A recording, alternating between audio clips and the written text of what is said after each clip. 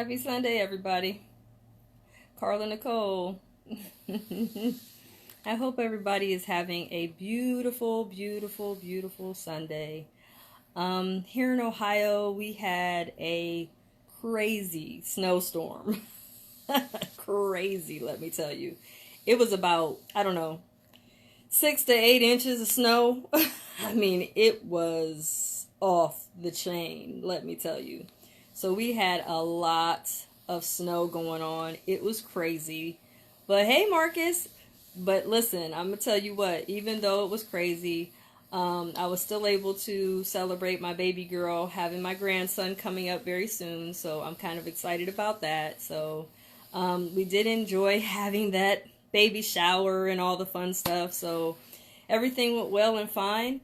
And, again, it's all about enjoying this life while we're here, right? It's about enjoying this life. So I want to welcome everybody. Hey, Sylvia, Morris, Prince, Elliot, all glad that you guys are here.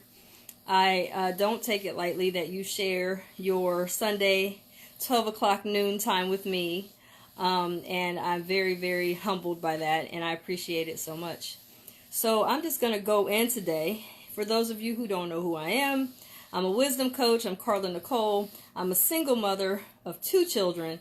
I have a daughter that's 19 and a son that is 10. My spiritual mission is to help everybody to, transform their lives. Transformation is not easy, okay?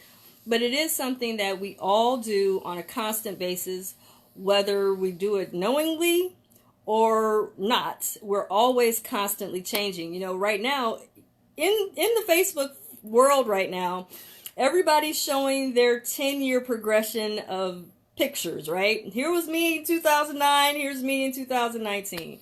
And that's awesome because, I said the last live, like, if I was to really look at myself 10 years ago, am I the same person? Well, I'm the same person, but I've evolved, I've changed, I've made a lot of different decisions. Well, thanks, Marcus. And I've made a lot of different decisions, and I've evolved, and I've done a lot of things differently than I did 10 years ago. But again, transformation is key in this life. So let's get started. So transformation, right? Well, I want to talk about something because I think, as I can remember, when I was very young, my mom used to make this comment to me all the time. All the time she would say, because my mom called me Nicole. Nobody else does, but that's what she did. My mom always called me Nicole. And she would say, Nicole, don't let people to just use you or mistreat you. Speak up. She would always say that. Speak up, Nicole. No, don't let people just mistreat you. Speak up. So I used to be, kind of meek and shy, and if somebody mistreated me, I would try to, give them the benefit of the doubt. Isn't that our favorite word? I'm going to give somebody the benefit of the doubt, or I'm going to go ahead and give them, some clemency. I'm going to try to work around the fact that this person did something and I didn't like it, but I don't want to verbatim or say out of my mouth that I'm feeling some type of way about how I was treated. But my God, let me tell you, somebody messes with my mama or somebody messes with my sister friends, because I don't have any siblings. But somebody messes with my sister friends, or somebody messes with my dad, or somebody messes with my kids. I am a pit bull, right? Will go all out. Like, what? Let me find out you're being mistreated and you're somebody I care about. I'm going in. I'm going to tell somebody about themselves, and don't let me find out this happens again. And boy, I can go to town, right? But when it comes to myself, somebody mistreats me, I'm going to be like, okay, I'm not going to say anything. I'm not going to do anything. I'm just going to keep allowing the mistreatment. I'm going to keep allowing the dysfunction.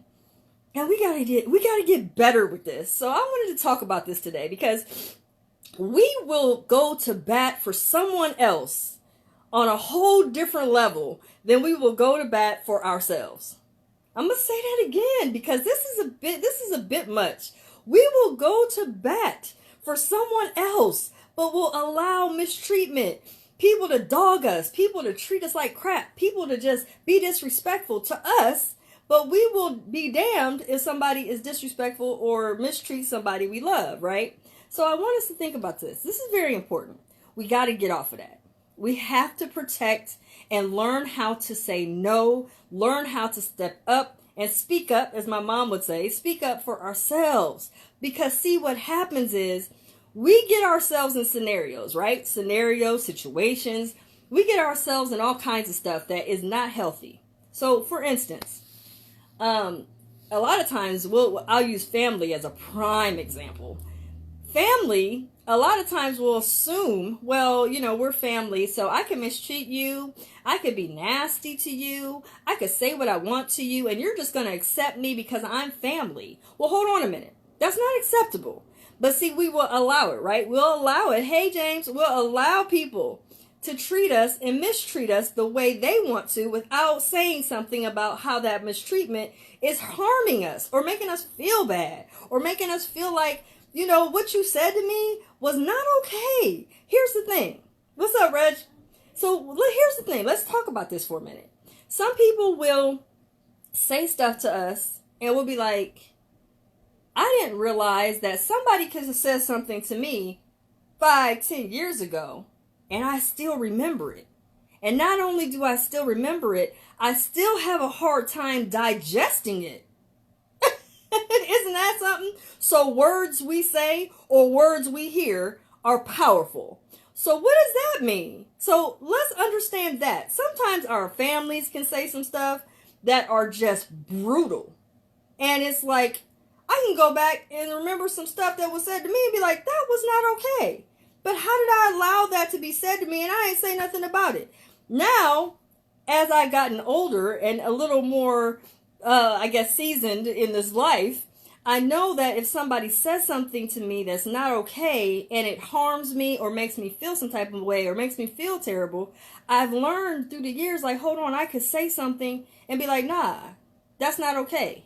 Or what you're trying to put on me is not okay. So I have no problem with saying no. No to what you're trying to do or dish out or whatever it is, unacceptable. So here's the thing. When we in this life, man, we get in these different scenarios and we will feel like we are obligated to the BS. We are obligated to take on somebody's BS, and we're not. We're not obligated. We can sit in ourselves and say, I, in my life, will not allow certain people, certain situations, certain habits to even be in my realm. That's out. That's a no-go. So it is okay to stand root and stand in your own decision that certain things are not allowed in your realm. Period. And don't be apologetic about it. Be about it. Say, look, I will not allow this in my world. Period. Whether you like it or not. And some people can't handle that truth. But some people get it. And they're like, nah, I get that shit, because at the end of the day, who's going to be harmed by it? Me. I got to deal with it. What you said to me or how you treated me is going to affect me. But see, we'll go to bat for somebody mistreating our family member, our parent, our kid, our best friend, our husband, our wives. We'll go to bat for that. But when somebody tries to mistreat us or talk wreck all up in our face, we won't say nothing. Why? See, it's very important we get past thinking that how people dish out what they dish to us as okay. We got to get over that shit and say, no, this is not okay. And I'm okay with saying it's not okay.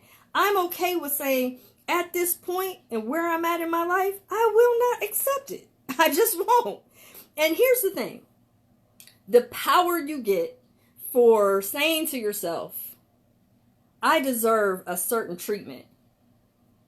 It changes the game, number one. Because first of all, your world is by your design. So you are in power of what goes on in your world. So with that said, a lot of times we will feel like we are recipients of what's going on in our life. So what that means is I'll sit back and see people, I'll be coaching different people and they'll be like, man, this is going on in my life and this is going on in my life. And I'm like, but You're accepting that. And then on top of that, not only are you accepting the behavior, but then you're adopting the behavior as okay. So in that decision, guess what's happening? You're finding yourself constantly trying to figure out, why am I getting treated this way? Why am I feeling this way? Why do I get depressed? Depression isn't just because of a, I don't know, a medical condition. Yes, sometimes medically we do get depressed. But I'm talking about not the chronic depression, but depression that just comes because of how people treat you.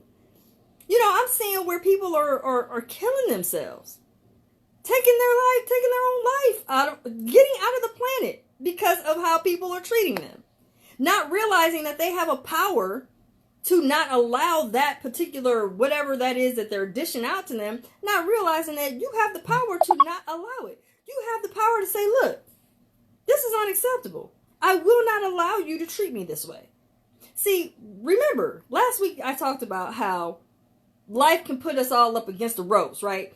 Life can swing on us. We can get divorced. We can catch a case. We can be all kinds of stuff. We can lose our job. We can have all kinds of stuff going awry in our life, right? And in that situation, when that happens, it's like, what do I do? What do I do? You have a power inside you. And the number one power is self-loving. Self-loving. We spend a lot of time wanting a relationship. We spend a lot of time caring and loving on our children. We spend a lot of time caring and loving on our family, caring and loving on our friends. But a lot of times we miss and lose sight, completely blinded to caring and loving about self. See, the thing is, being a mama and being a sister friend and being a daughter and all those roles, yes, that is what I am. Yes, I have those roles.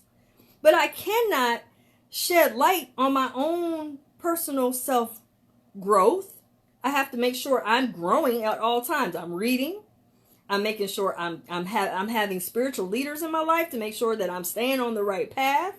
And then I have to make sure that when I'm gifting you guys on a Sunday, that I'm gifting you something that I've been through. Yes, I have been through mistreatment. It is what it is. Who hasn't, right? But in the mistreatment, there's always lessons to learn. When you go through something where somebody is mistreating you, or just, you know, they just aren't healthy in your life, you have to start to step back and learn to unlearn. How do I change what I allow in my life? You know what? I tell people all the time. The planet Saturn has many rings around it.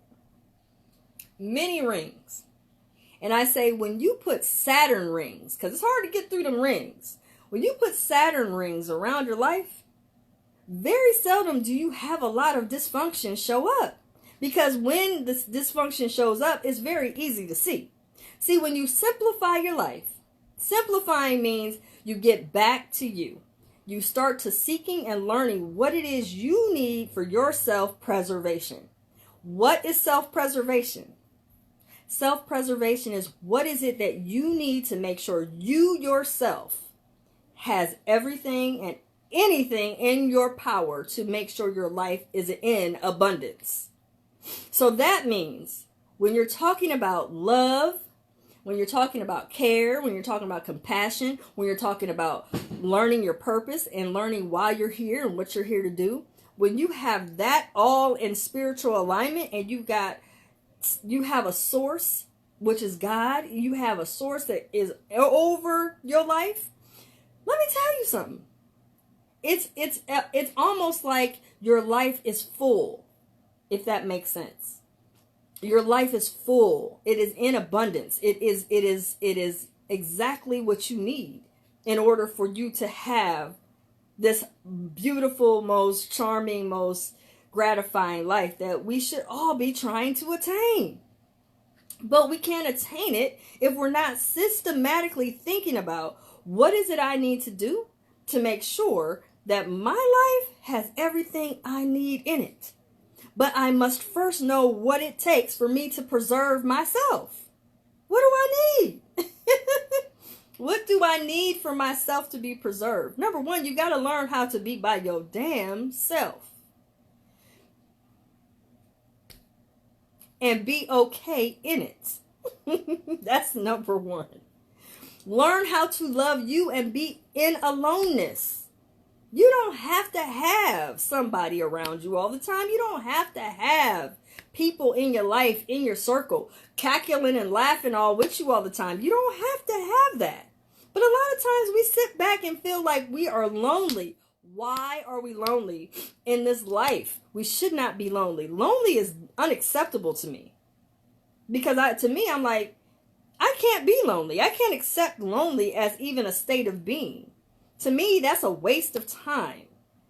And, time is of the essence. We don't have tomorrow promised. Hell, the end of the day promised. So why are we always so, I'm alone and I don't have anybody and nobody's come around to see me and all this other stuff? That's unacceptable. We have to get back to ourselves. We have to learn we have to learn the power of being able to sit and stay rooted in ourselves. Self-preservation is key to making sure your life is in abundance, is full, okay? And it doesn't take much to be in abundance. To be alone is okay. Actually, being alone is good for you to seek and find what it is in you need. What do you need for you to feel again? So many people are having a hard time feeling again. What does feeling mean? That means feeling an emotion, feeling care again, feeling compassion. Well, a lot of times we're walking around here carrying around a whole bunch of unforgiveness. We don't forgive nobody. But yet we say, oh, well, we have what we need. I got my man, I got my this, I got my that, I got my house, I got my car. Okay, but you don't have your peace though. So you got all that, yes. But your self-preservation is in the balance. If you lose any of that, your home, your car, your clothes, your money, would you still be okay? If the answer is I don't know or no, why? Because really, those are just benefits to doing what you're doing and getting paid every week. But that's not a necessary thing for you to have, for you to feel like your life means something. It doesn't. So it's very important that we see past only wanting to be about everybody else. We protect everybody else. We look out for everybody else. And we'll sit back and not even think for a half a second the importance of our own self-preservation. Or think about our own self-worth and value. Or think about what can I do today to change the planet? Can I do something today to change the planet? Absolutely. Yes, you can. Every day. You can do something to change the planet. Understand that. Problem is, a lot of times, we don't have in us our forgiving hearts because we're so angry about all the stuff that went awry or didn't go our way or we got disappointed about. So we're harboring an unforgiveness. And yet we expect other people to care and take care of us, but we got all this unforgiveness in our hearts and soul, and we're in this gloom and gloom over our life and don't know why.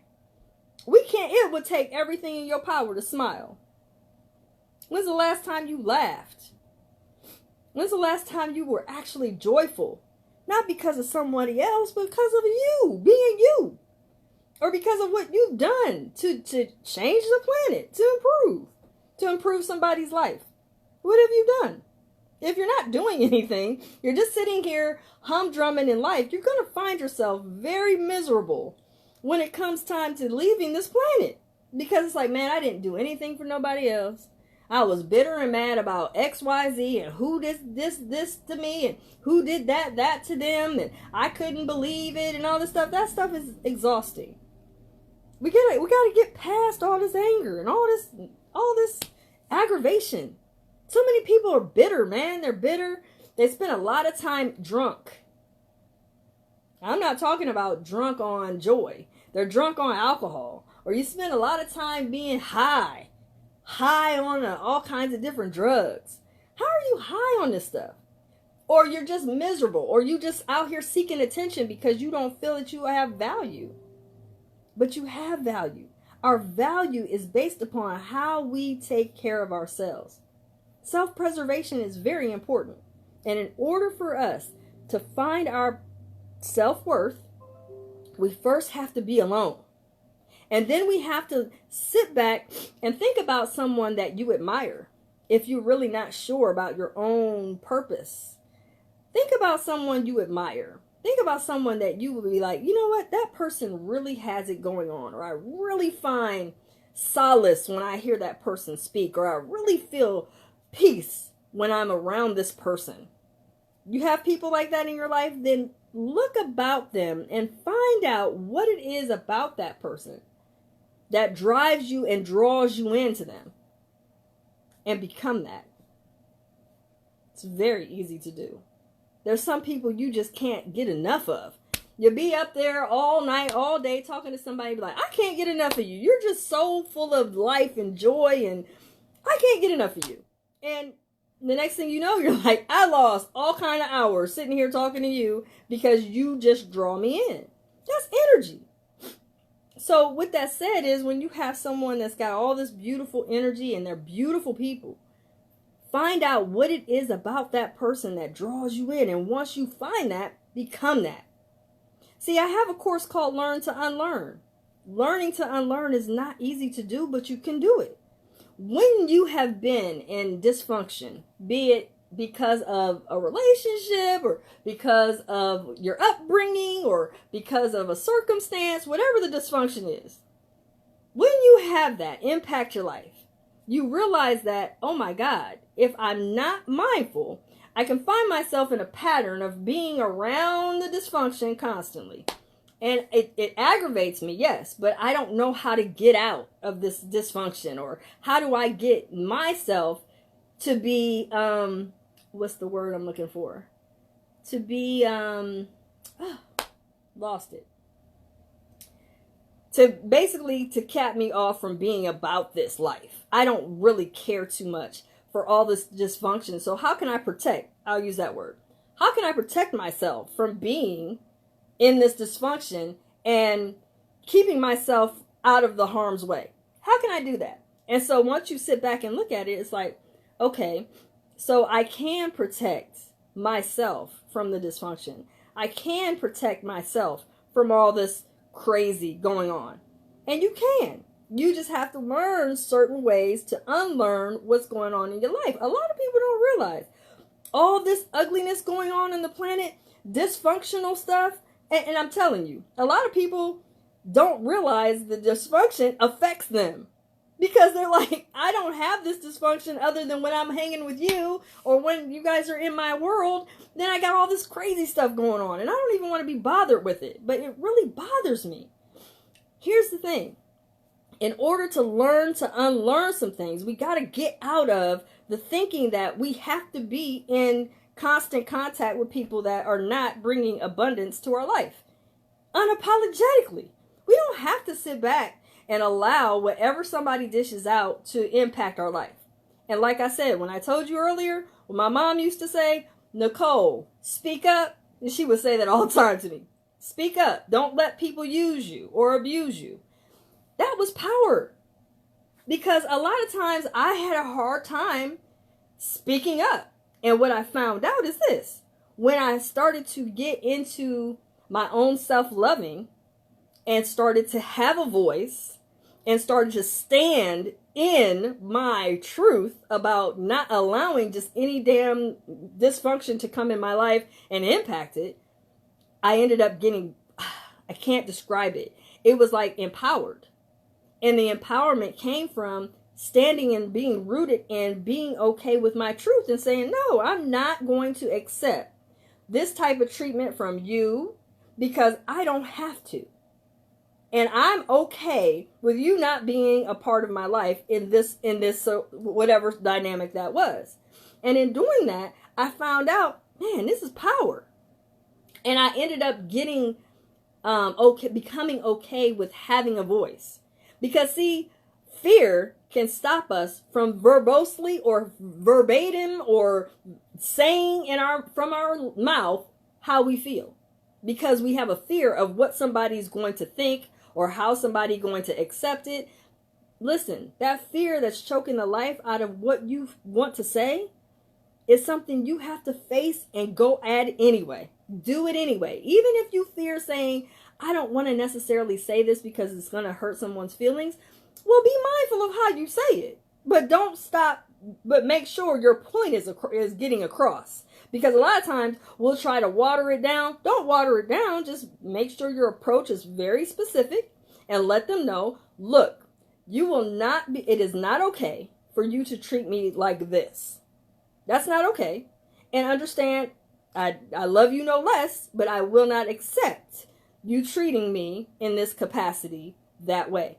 And when you do that, you find yourself empowered. You find yourself more joyful. You find yourself loving, having a stance, and having the knowledge to say, I'm actually self-loving, and it felt good for a change. Because it's easy for me to protect my family. It's no problem. You know, somebody messes with my daddy or my sister friends or my babies or, you know, somebody I love. I ain't got no problem with making sure I protect them. Oh, what? You gonna say what? Oh, no, you didn't. So I have no problem with protection of others. But we cannot, and I want to stress to you, hey, Chris, I cannot stress enough how important it is that you protect yourself as well. Because if you don't, you will find yourself beaten up by all these people or people just mistreating you and not being mindful. And you're going to be always sitting back, internalizing a lot of ignorance, internalizing a lot of stuff that's just not acceptable. And you're going to wonder, why did I accept that? Why did I keep listening to that? Because understand, when somebody says something to you, it doesn't just go away. Those words can have a huge impact on you. So you can't just allow anybody to say what they want to say. So listen, like I said, I wanted to give this to y'all raw. Don't hesitate, please. Do not hesitate to stand up for yourself. Be mindful that people will say and do things that they know you won't say anything to protect yourself from allowing. We got to stand up and say, no, I will not allow you to talk wreck to me. I will not allow you to say certain things to me. I will not allow this treatment. Matter of fact, I'm going to disconnect all my association with you. If that's what it needs to be, then let it be. Reality is, we don't have to accept just what somebody dishes out to us. We don't. And not to mention, you deserve the best treatment. And you, I'm telling you now, are the nucleus of your life. You don't have to allow just people to treat you any old kind of way. Like my mom says, speak up, Nicole. She may have created a monster because I speak up. Oh, what? You said what? I don't have any problem. Especially, and let me tell you, when you're an entrepreneur, you can't let people just treat you any old kind of way. Because people will say, oh, you're an entrepreneur, so that's fine. But what I'm going to do is I'm going to pay you this instead of pay you that. What? Oh, no. That doesn't work here. So what I'm going to need you to understand is my business is this and my personal life is this. But when it comes to my dealings, my personal and business dealings, I don't play. I don't have that, okay, you can just do what you want. No, you got to be mindful of being in demand when it comes to your own stuff. And understand, people will try to take advantage. So you cannot allow people to just treat you any old kind of way. But first, you've got to learn the importance of self-love. And like I told y'all last week, self-love is not self-pampering. Okay? Self-pampering, going to the spa, okay? Taking yourself out to the movie, taking yourself out to eat, getting a pedicure, all that stuff is beautiful, wonderful, but that's not self-loving. That is not self-loving. I want y'all to get this. That is self-pampering, and there's a whole huge difference in that. It is okay about, and let me tell you, self-pampering is cool. I'm not telling you not to, but what I want y'all to understand is self-love has a real strong understanding like this. When it comes to self-loving, you are self-preserving. Self-preserving means you are making sure your needs are met. That's what self-preservation means. And self-loving requires you to be self-preserving. This is what I teach my kids. My daughter that's 19, I told her, you got to make sure your self-needs are met. If they're not being met, then you're not self-preserving, and your self-loving is shaky. And you can't be on shaky ground when it comes to self-loving. You've got to be in demand, and you cannot allow people to just do what they want to do. Hey, Sadia, you can't just allow people to do what they want to do. You've got to be mindful that, okay, in order for me to make sure I am doing what I need to do, I need to make sure that I'm protecting myself. That means number one thing you need to protect is your peace. Number one. If you're not protecting your peace, you are not self-loving. Self-love requires you to protect your damn peace. That's number one. So if you don't have peace in your life, if you got a lot of chaos, a lot of drama, a lot of people coming over and telling you this and doing that, you are not self-loving, because you're allowing somebody's BS and all that nonsense going on. You're allowing that to go on in your life. That is not a form of self-loving. So don't think because you're going to the spa and you're going to get your pedicure done and doing your nails and getting your facials and all that, don't think that, oh, that's wonderful, I'm doing my self-loving. No. Not if you're not having any peace in your home. You got all kinds of chaos going on. You and your mate are fighting constantly. He's cutting up, you cutting up. But you got all this going on in your home. That's not self-love. And so if somebody's in your life that's not harmonizing with your peace, then I need for you to sit down and look at what is self-love. Is this preserving you? If it's not, let it go. Period. Point blank. So once again, the number one thing to self-loving is protecting your peace. Okay? I hope I helped somebody today. Listen, it's Sunday. Like I said, we had about 6 to 8 inches of snow. And let me tell you, it was brutal out there last night. But again, I just want y'all to know, I love all of you. I don't take it lightly that you share your Sundays with me. I treat this as my ministry. I always sit down and talk to y'all about what I see. And I understand that a lot of people have a lot of chaos going on in their home. They got a lot of chaos going on in their job. They got a lot of chaos going on in their family. And they're trying to stay in the balance, but you can't balance BS. You can't balance dysfunction. It just can't be balanced. But what you can balance is you. First off, take care of you. And once you take care of you and make sure your preservations are good, you then show. And Sadia, like you said, you were talking to your daughter about this. Show your daughter by being it, by showing yourself about self-love. That's the best way to improve. We only can be a pure example by what we do. My daughter don't come home and see a bunch of drama, because I'm not gonna have it, and she knows it. I don't have drama in my house. I'll be damned. Nah, that's not happening. My peace is my priority, and it should be the same for you.